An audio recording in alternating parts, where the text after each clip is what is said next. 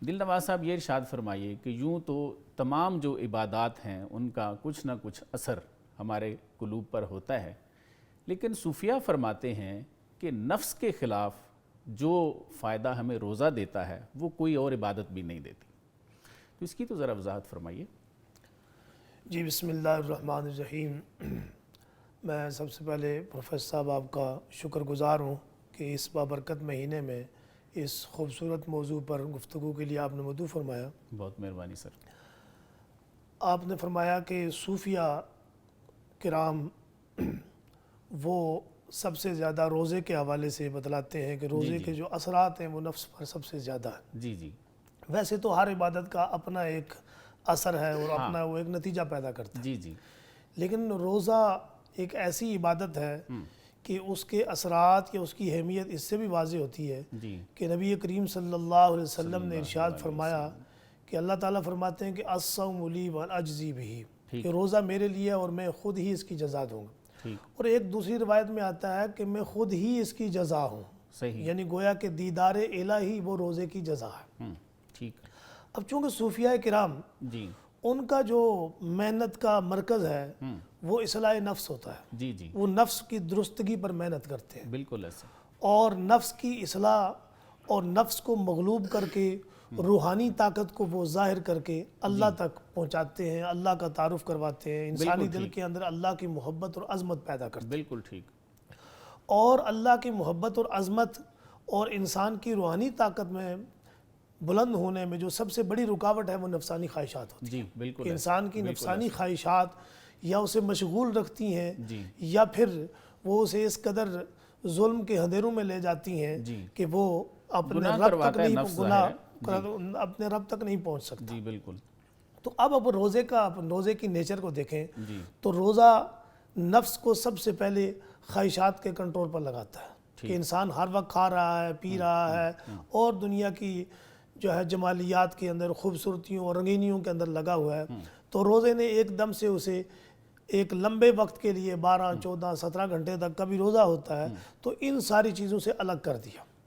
اب جب ان چیزوں سے الگ ہوا تو اب ایک طرف تو نفس کمزور ہو رہا ہے اور دوسری طرف انسان کو یہ موقع مل رہا ہے کہ وہ اور دنیا کے لیے اور کائنات کے لیے سوچے، اپنے رب کے لیے سوچے، اپنی جو ہے آخرت کے لیے سوچے۔ دل نواز صاحب یہ ارشاد فرمائیے کہ اہل اللہ ارشاد فرماتے ہیں کہ روزے رکھنے سے باطنی علوم کے دروازے کھل جاتے ہیں، تو اس کی تو ذرا وضاحت فرمائیے۔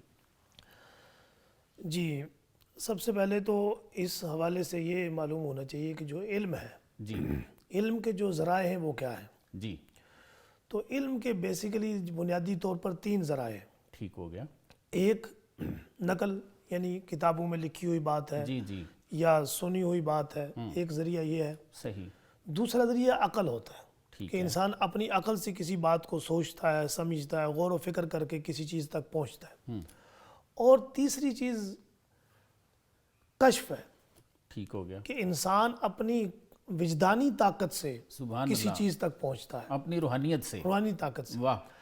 آج ایک بڑا مسئلہ یہ بھی ہے کہ ہم 2 کو تو مانتے ہیں، تیسرے کی طرف توجہ ہی نہیں ہے یا مانتے ہی نہیں ہے۔ بالکل ایسے۔ اور اسی کی بنیاد پر بے شمار چیزوں کے نتائج ایسے ہیں کہ وہ فرقہ واریت، فساد، انکار کی صورت میں آتا ہے۔ جی جی بالکل ایسے۔ تو یہ جو تیسرا اور جو تیسرا جس کی آپ فرما رہے ہیں کہ لوگ ماننا ختم کر رہے ہیں اس کو، اس کی بیسک وجہ ہماری بے عملی ہے۔ بے عملی اور پھر وہ کیفیات ہم سمجھ نہیں رہے، ہاں اس طرف ہم جاتے عمل کریں گے تو ادھر جائیں گے ظاہر ہے۔ جی جی جی جی، یہی وجہ ہے کہ وہ آپ نے اپنے اس سوال میں پھر فرمایا کہ صوفیہ، تو صوفیہ کا مرکز علم جو ہے وہ یہ تیسرا ہی ہوتا ہے، وہ اسی میں محنت کرتے ہیں۔ اس لیے بے شمار ایسی وجدانی کیفیات، بلکہ ایک واقعہ میں چھوٹا سا بیچ میں عرض کرتا چلوں کہ یہاں اسی ہمارے پنجاب کے خطے کے ایک عالم تھے، بڑے صوفی تھے، تو وہ قرآن حکیم رمضان میں بڑے اہتمام سے، حفاظ سے کئی سپارے تراویحوں میں سنا کرتے تھے۔ تو وہ جب غلطی کوئی حافظ کرتا تو وہ اسے ٹوکتے، پیچھے سے کھانستے، وہ خود حافظ نہیں تھے۔ تو کسی نے ان سے پوچھا کہ آپ تو حافظ بھی نہیں ہیں، آپ کو کیسے معلوم ہو جاتا ہے کہ حافظ صاحب نے یہاں سے ٹھیک نہیں پڑھا؟ صحیح. تو وہ فرمانے لگے کہ میں دیکھ رہا ہوتا ہوں کہ ایک نور کی لڑی اتر رہی ہوتی ہے. سبحان اللہ. جب اس لڑی میں انقطاع آتا ہے تو مجھے سمجھ آ جاتی ہے کہ حافظ صاحب کہیں پھسل گئے. واہ واہ واہ واہ. اب یہ چیز اسی طرح ہمارے محدثین میں ایسے لوگ گزرے ہیں. آج ہی حدیث پر بڑی بحث ہوتی ہے نا، یہ ضعیف ہے، یہ یوں ہے، اور بڑی عجیب سی ایک کیفیت لوگوں میں پیدا کر دی گئی. تو محدثین میں ایسے لوگ گزرے ہیں کہ جو حدیث سن کر یہ بتلا دیتے تھے کہ یہ رسالت مآب صلی اللہ علیہ وسلم کی فرمائی ہوئی حدیث ہے یا کسی اور کی بات. سبحان اللہ سبحان اللہ. ایک مجھے بات یاد آ رہی ہے. جی جی جی. میں نے ایک کلام پڑھا ہے، اس کو بعض لوگ تو کہتے ہیں کہ یہ حدیث شریف ہے، بعض کہتے ہیں کہ حدیث شریف نہیں ہے، یہ حضرت حسن بصری رحمۃ اللہ علیہ کا قول ہے. وہ ارشاد مبارک یہ ہے کہ علم جو ہے اس کو اللہ تعالیٰ نے بھوک میں چھپا رکھا ہے، جبکہ لوگ اسے کتابوں میں تلاش کرتے ہیں. تو اس پہ تھوڑا ارشاد فرمائیے کہ بھوک سے مراد وہی روزہ ہی ہے. جی بالکل روزہ ہی ہے. دیکھیں ایک تو جو آپ کا سوال تھا کہ شریعت نے ایک تو اب روزوں کی ایک تحدید کر دی، لمیٹیشن کر دی، اس وقت سے اس وقت تک روزہ ہے. جی جی. لیکن اس سے پہلے بھی اگر آپ دیکھیں خود نبی پاک صلی اللہ علیہ وسلم آپ وحی اترنے سے پہلے، جبرائیل کے آنے سے پہلے بھی اللہ تبارک و تعالیٰ سے علوم لیتے ہیں. اب اس کے لیے جو آپ کا طریقہ کار ہے، جو آپ میتھڈ اپناتے ہیں، تو وہ یہی ہے کہ آپ غار حرا میں تشریف لے جاتے ہیں. وہاں پر جو ہے وہ آپ کھانے پینے کا معمولی سے سامان لے جاتے ہیں، اور وہاں پر بیٹھ کر کے الگ تھلگ بہت کم کھا کر کے جو ہے وہ اللہ کی عبادت میں مشغول رہتے ہیں.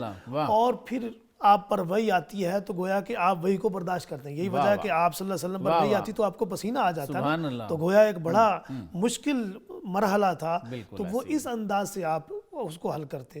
اور ویسے بھی اگر اس کو سطحی انداز سے بھی دیکھا جائے تو اگر آپ نے زیادہ کھایا پیا ہو تو آپ کتاب پکڑیں تب بھی آپ کو نیند آتی ہے. تو باطنی علوم تو بڑی دور کی بات ہے. تو اب باطنی علوم کے لیے تو ضروری ہے کہ نفس کے اوپر جو ہے وہ کم از کم بوجھ ہو انسان کا. اور پھر جو قلبی طاقت ہے، دل انسان، پھر روزے سے جو کیفیت پیدا ہوتی ہے وہ نرمی کی کیفیت پیدا ہوتی ہے، دل کی سختی ختم ہوتی ہے. جب دل کی سختی ختم ہوتی ہے، نرمی پیدا ہوگی تو اللہ کی طرف توجہ پیدا ہوگی، اللہ کا نور اس میں آسانی سے جذب ہو سکے. کیونکہ اللہ کے نور کا مرکز صرف ایک دل ہی ہے، اسی پر اللہ کا نور اترتا ہے. تو اب ظاہر ہے، بلکہ اگر تھوڑا سا آگے جائیں تو بعض صوفیہ کا تو خیال یہ ہے کہ علم کا اصل مرکز تو قلب ہی ہے. سبحان اللہ.